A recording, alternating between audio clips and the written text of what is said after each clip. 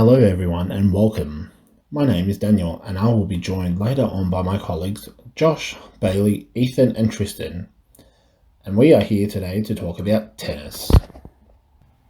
Tennis is a sport that can be played against another opponent, singles, or two players if playing doubles. It is classed as a net and wall game with the objective of placing the ball away from your opponent in the hopes that they cannot return the shot. My colleagues will each go through an activity with you, with an activity running for about 10 to 15 minutes. This video is constructed in the hopes players will gain some knowledge of how to play tennis or teach tennis to someone else in the future. Each activity will focus on a basic skill required for tennis. Some terms you might hear throughout the activities are a forehand or a backhand. Before we get started, it is important to know what equipment is needed to play tennis and the equipment that will be used throughout the activities. The obvious ones are a tennis ball or tennis balls, a tennis racket. It is important that the tennis racket is the correct size for your age, and good runners that give good ankle support. Other equipment needed are soft small balls, cones, nets and courts. If you do not have access to these, you can modify it with whatever you have at home, like bottles instead of cones, or a rubbish bin instead of a net. Although ideal for these activities to be done on a tennis court, they can be done on a basketball court or even an oval. It is also important to note that before attempting any activity or sport, it is important to either stretch or do a little warm-up of the muscles to avoid an injury. A great tennis warm-up is to jog at a slow to medium pace while throwing a ball in the air and catching it. Right, that's enough from me. Time to get out there and enjoy some activities and learn about tennis. Over to you now, Josh. Hey guys, my name is Josh and I'll be taking you for an activity called underarm feed and hit. So for this activity we will need one tennis racket, we need 10 tennis balls and we'll need a net to hit the ball over. For this activity we will be in groups of 4. One person with the racket will be hitting the ball over the net. 2 others will be on the other side of the net. They'll be the feeders throwing the ball underarm to the person with the racket. And the last person will be collecting the balls after you've hit them. After you've had your 10 hits with the racket, we'll all be rotating so you aren't always doing the hitting or the throwing. So for this drill, we'll be focusing on forehand and backhand hitting of the tennis ball. So you're getting 10 hits each, 5 will be forehand and the other 5 will be backhand. You'll be doing it swapping over 1 each. So 1 forehand, then 1 backhand. 1, 1, 1.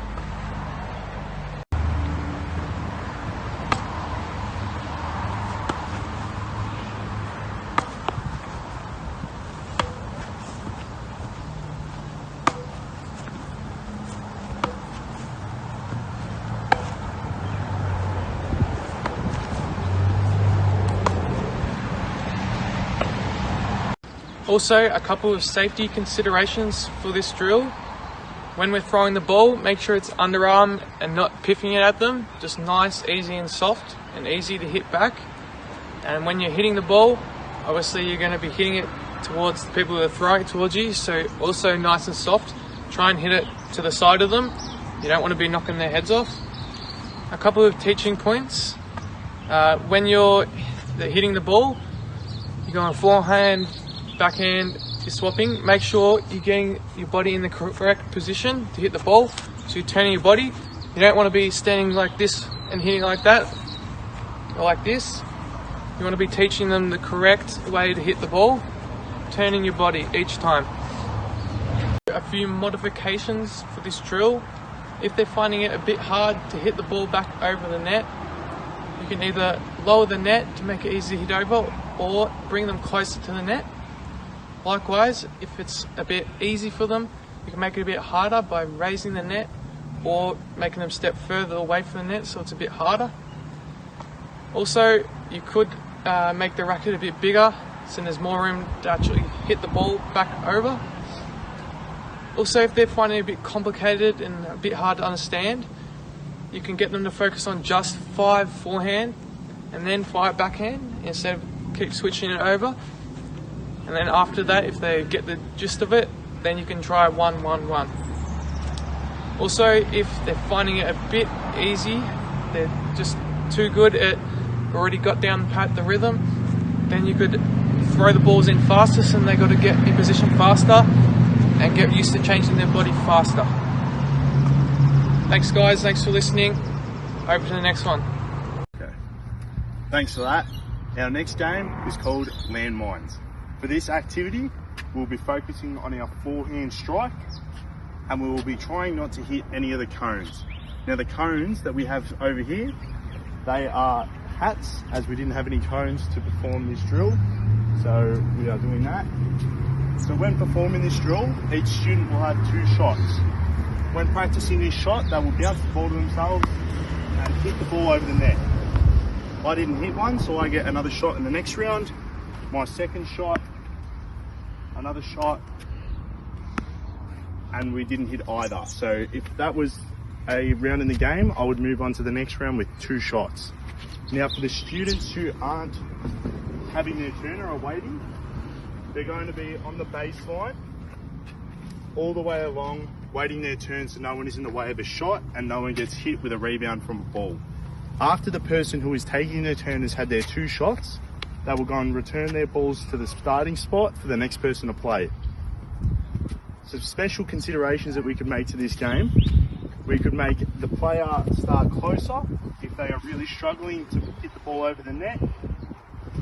And we could also make it so they have an extra shot.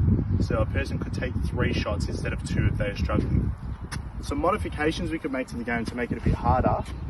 In the later rounds, after each round, a hat will be added, or a cone, sorry, will be added to the area, so there is an extra landmine to make it harder to hit. Another modification we could make to make the game a bit more challenging is to have the students take a step back every round. So if we were to start here, we would start from here the next round until we get to the end.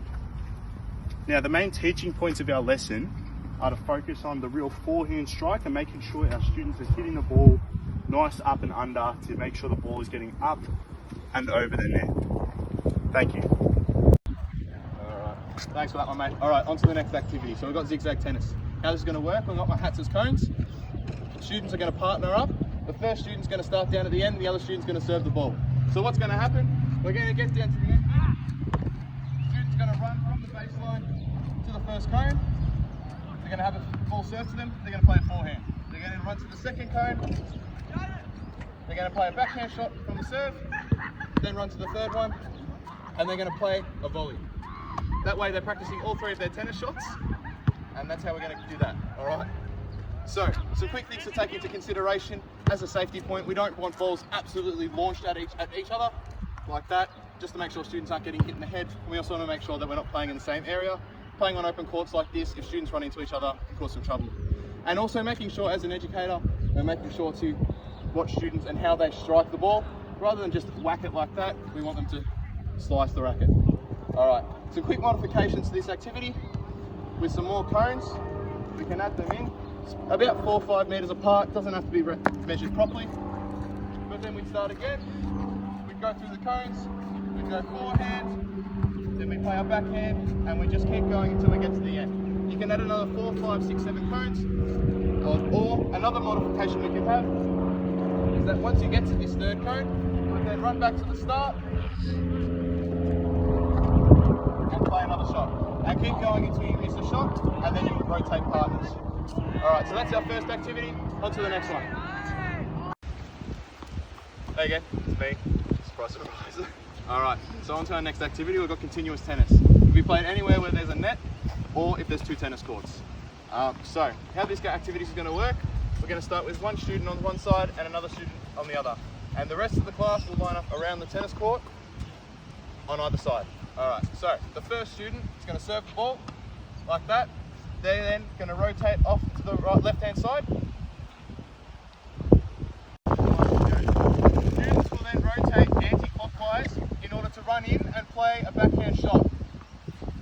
Once that backhand shot is played, they will then continue rotating. The aim is for students to be able to run in, play their backhand shot and exit out. It's meant to be a fast-paced rally type game. If you play a shot that gets a student out, that grants you a point, and points will accumulate over a certain time until someone is crowned a winner. Some quick safety things to take into account is when playing a shot back, you don't want to absolutely just piss missile it all the way across the court because you don't want to take someone's head off. Alright? And another thing, making sure you know in which way you're running, because if you run that way and a student's trying to run onto the court, you can run into each other. And making sure when teaching this sport, you've got to make sure students are playing the right shots and making sure they're getting it over the net into the field of play. Because if they're playing it out of court every which way, then it's not really much of a tennis rally, is it? Alright, so we've got two modifications for this sport, for this activity. The first one being, instead of having students run anti-clockwise, they'll rotate clockwise. And by doing this, when they enter in from the clockwise, they'll play a shot, and most of the time it should be a forehand. That way they get to practice their forehand skills rather than their backhand. The other manipulation that you can do to this game, or modification, is if you have two areas that you can play on. If one student's playing over this side, they get out unfortunately, they miss the shot, they then move over to the other area that they can play on, and that's where a new rally begins. So you've got two courts going at once. You've got the court where all the students are comfortable with their shots, and this one here. And the second court, if a student is able to hit 5 successive shots, they can then be granted back to the main court. That way students get a little bit more involved, they can keep practicing their shots back and forth, and get to enjoy that rally type tennis style game. Alright, and now on to the conclusion. All up to you, Tristan. Yo, I'll just chuck in a couple of seconds so you can edit it out, so it's a bit tidier. 1, 2, 3. Hey guys, thanks for watching our video. Hope you enjoyed our activities. Just in conclusion, to talk about what we really wanted to get out of this was to be able to teach the kids the fundamentals of tennis and forehand, backhand and serving.